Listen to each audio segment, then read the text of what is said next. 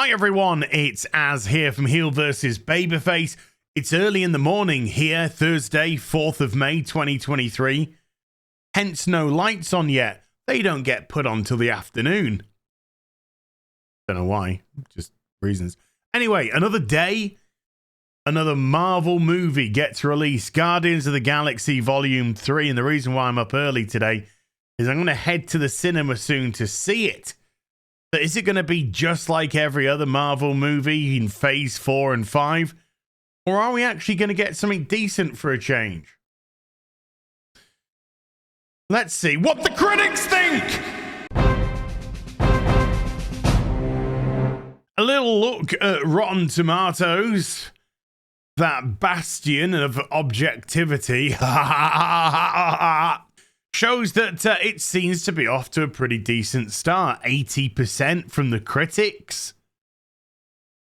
173 of them. However, this doesn't paint the full picture. If we were to click onto the top critics, who make up about 25% of this, they only have it down at 67%. Now, is this legitimate criticism, or is this part of the whole Chris Pratt hate boner that Hollywood seems to have for him? Why?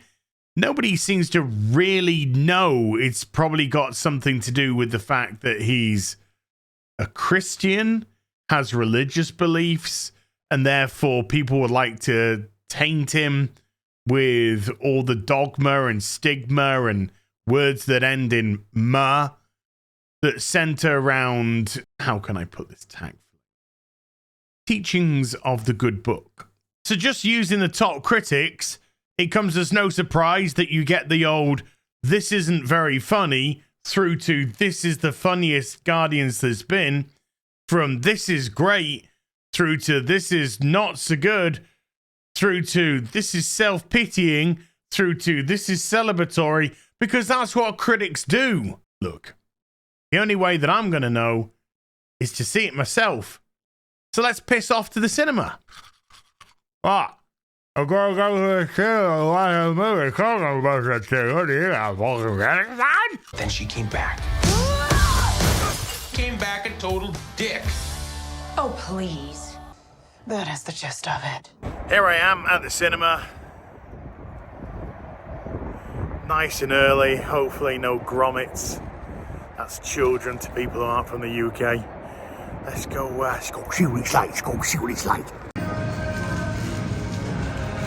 Thankfully, I've never seen a Fast and Furious film in my life. Selena Gomez's record label copyright claimed this bit, so I'm singing a song over the audio, so it passes the time until the next part, which is now. Off to a good start. It's meant to start 25 minutes ago. Lights haven't gone down, still haven't had the trailers, still haven't had the adverts. That is dirty as fuck, dude.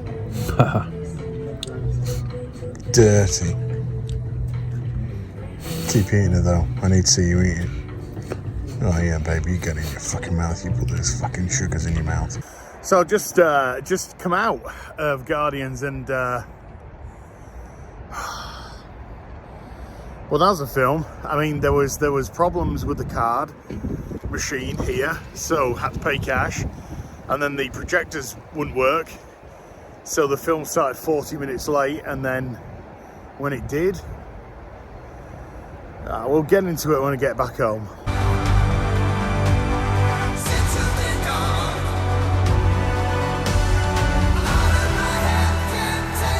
Well, it's afternoon now, so the lights are on. It's party time.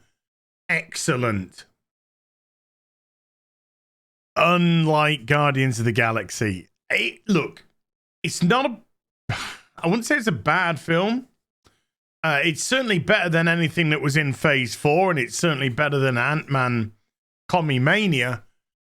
But it was very patchy, is the best way that I can describe it. There was definitely parts of the movie that I liked, but there was a lot of missteps. A lot of the humor missed its mark. They pushed jokes on too long. You know, they tried to do that Guardians speak and it just sort of overstayed its welcome.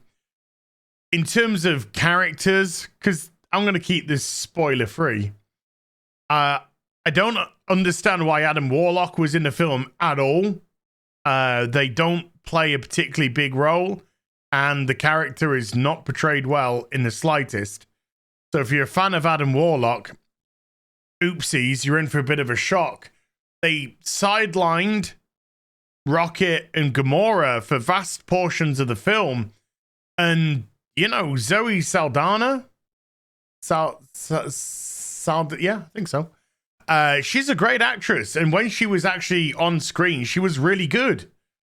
Because she's got superb chemistry with Chris Pratt, and she's just a very good actress in general. So it felt that she was missing. A lot more of the focus was put onto Mantis and Drax, and Dave Bautista was actually pretty good. Don't get me wrong. His jokes probably landed the most out of anyone's. A lot of Mantis's didn't. Star-Lord is quite angry for a lot of this film. There are moments where you get this sort of Star-Lord that we've had before, but yeah, a lot of it is just anger. And the music. The music's good. There's a lot of it. And I think that a lot of the musical numbers that are put in, songs, are to disguise sort of weaker elements of the film. I did enjoy the villain. It was nice to actually have a villain. There was no misunderstood person here. No, the villain was a nasty piece of work. They were just an evil person with a god complex, and they worked really, really well. And I did enjoy that. As you've probably seen from the trailers, elements of the Rocket Raccoon backstory were very obvious to work out. And there's quite a few of these flashbacks throughout the course of the film. And I couldn't help but think they were unnecessary because A, you kind of got the gist of what happened to Rocket anyway. And B, you knew exactly what they were going to do with them. There was no misunderstanding what was going to happen here. And so when your payoffs, inverted commas, happened, you were like, I know.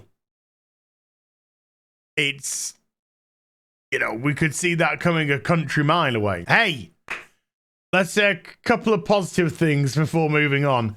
First of all, the performances across the board I thought were all good.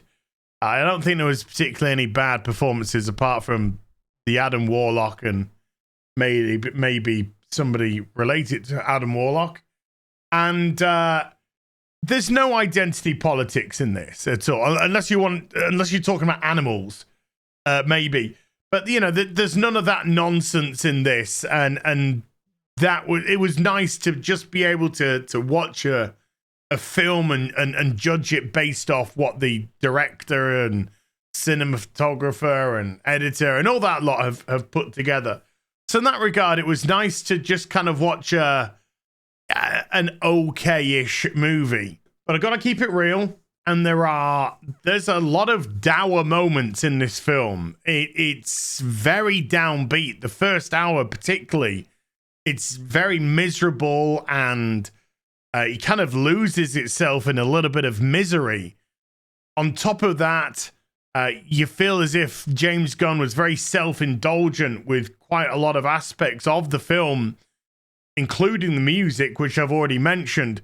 But the ending just got really kind of cringy, and even my normie mate was put off by that. It's way too long. There were points of the film where you thought you could have just ended it there, really, tied things up there, but it didn't. It went on and it went on. And speaking to my normie friend afterwards, he said to me something very telling. He said, yeah, I thought it was okay. He said, but when we went to see John Wick the other week, I came out thinking, oh, I really like this and I really like that. And I'm looking forward to seeing John Wick again. I'm not going to watch Guardians of the Galaxy 3 again. He said, I've got no desire to rewatch this. And that is a feeling that I came out with, even though it lacked the identity politics, thank goodness. It just didn't hit. There were too many misses with this. From the first Guardians film to this, it seemed to have really lost a lot of spark, a lot of magic. And I wasn't offended by the film. I didn't find it obnoxious per se at all. It was just a good old-fashioned meh movie. And remember when we used to have those? But let me try and end on something a little bit positive, because one thing that I did like about the movie is the fact it didn't feel like a conveyor belt Marvel movie per se. It did feel like they tried something different in terms of plot. It did feel like they tried something different in terms of the villain and the characters. So I didn't feel as if it just fell off the Feige assembly line. But it just wasn't that good a movie. It's very average. Some people are going to go there and they're probably going to really like it. But I think a lot of people are also going to go and they're going to come out feeling, nah, like it wasn't quite what they were hoping for. This is the best it's going to get for a long time, I think. And that, for Marvel, should be exceedingly worrying. I'll see you in the next video. You take care. Bye for now.